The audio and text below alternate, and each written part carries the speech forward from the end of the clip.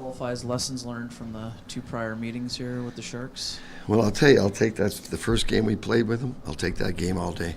They had 4 scoring chances. We had over 20. So we play like that again. I really like our chances. So we've had a tough time beating Mr. Reimer. That's the team. We're happy with the team game against them, especially that game here. And we lost they scored with 10 seconds ago and they got it in overtime. But they had 4 scoring chances, 5-on-5 during that whole 60 minutes. So we'll take that game again. But we've got to do a better job putting the puck in the net when we get those opportunities. What are some of the things that can carry over from Saturday's game where you played pretty solid throughout? Well, basically there was an attitude. We had a great attitude going in that game. We were not going to be denied, and we played with the swagger for 60 minutes that we want to play with. There was a lot of one-on-one races for pucks we won, a lot of one-on-one battles we won.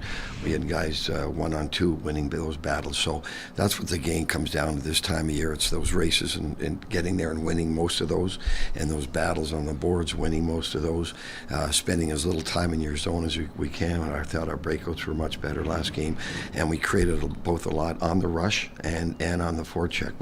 Our puck management going through the neutral zone in that game was really, really strong. When there was gap D and we had nowhere to go, we put it in a place where we could go get it and get control of it again, which is the same as carrying it in. And when they gave us the blue line, we made some great plays on the rush. So hopefully we have that same puck management tonight. Just housekeeping, Nikolai and Kyle were just optional, or it was are an they optional. available? Yeah. Okay, they're good to go. Yeah. No question marks on those guys? No question Possibly. All right. Game time decision on one of them. Just going by. Don't even ask me who. Just going on the jerseys. You had Axel Johnson Fjallby in a Navy jersey, and Yeah, well. and Coleman was in it. So I'm just. Yeah, no, am I reading it? those two were taking the morning off. One of them's a game time decision. It seems that Neil Pionk is kind of. Come on in. Yeah. It seems that Neil Pionk has gotten back to his game that we saw at the beginning of the year. You're probably not going to tell me, but if he was dealing, You're going to ask anyway. I am going to ask anyways. Yeah, I mean, was he dealing with something through the year? Like it seemed like there was a time. I don't know if that's a confidence dip or he was just playing through something. But what can you say about how his season's gone? I think, there was a time that he was a little banged up, and there was a time he wasn't playing well. So it's a little bit of both. You play 82 games, you're going to have those spells where you're not playing well. You're going to have those spells where you are playing a little banged up, right? So you give him full marks, but we don't score that first goal without him standing in the crease.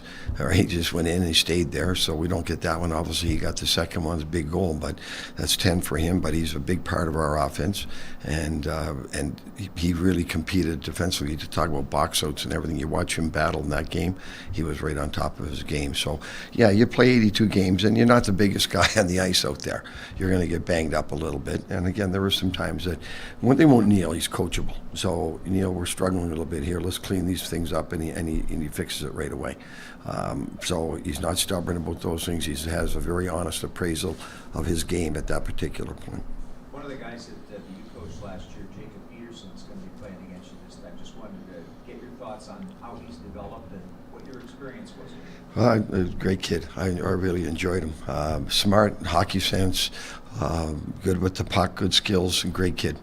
So I was happy to see him get here because I know he wasn't playing much in Dallas early in the year. So it's a good break for him to come here. But he's a good player. He's a good person. He's a good teammate. And he just shows up and he plays the game the right way. So I'm happy for him.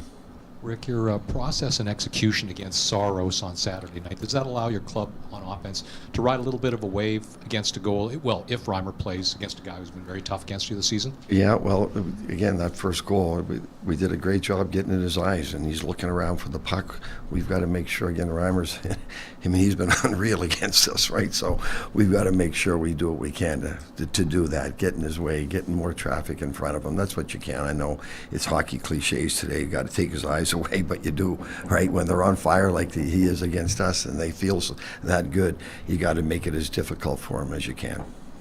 Rick, through this 500-second half, the one thing you've always been able to do is stay above that playoff line. How important, whether it's from a mental or spiritual sense, how important has that been for your hockey club through all of this? Well, even when we were battling for that first place, the January, there comes a point where you are the hunted, and there's people chasing you all the time. And we've kind of taken that mentality that, look, as long as we're in that spot, there's 8 teams below us chasing us, and we're like it's as tight as it can be right now. So we've let those teams close the gap on us, but we've been able to maintain that, and we know what we need to get in. So it's up to us now to keep that 8th spot. We're not going to get 9th now, obviously, but it's up to us to fight hard and keep that 8th spot. We've got 3 games, and we know what we need to get there. So Tonight in particular, though, I mean, someone's going to win in Calgary. So does that put a little extra onus on your hockey club to stay above that line? Or is that something you welcome as a coach? Yeah, I mean, again, we got to embrace the challenge. You can't be afraid of it. You got to grab it. That's what we did last game. We weren't afraid of that challenge ahead of us, and the team that if they beat us, they're ahead of us. So we like that approach. We played well enough against Calgary to get something out of that game. So these 4 games at home are crucial for us, and now it's game 5 tonight in this 5-game homestand. We know what we need to do, and we know the importance of the game, and so does Calgary, so does Nashville. We all know where we are, but don't be afraid of that, right? Embrace it. Like, again, telling the players, like, these are games at the end of your career, 5 years after you retire, you look back, that was a big game and I was there for the team. Like, those are big moments for players as they move on in their careers, when they look back and say, I was there for my teammates at the most important time. And those are good things to have. So that's the approach we want to take tonight. Embrace it. Good? Thank you. Didn't put you to sleep, did I? All right, so wake him up.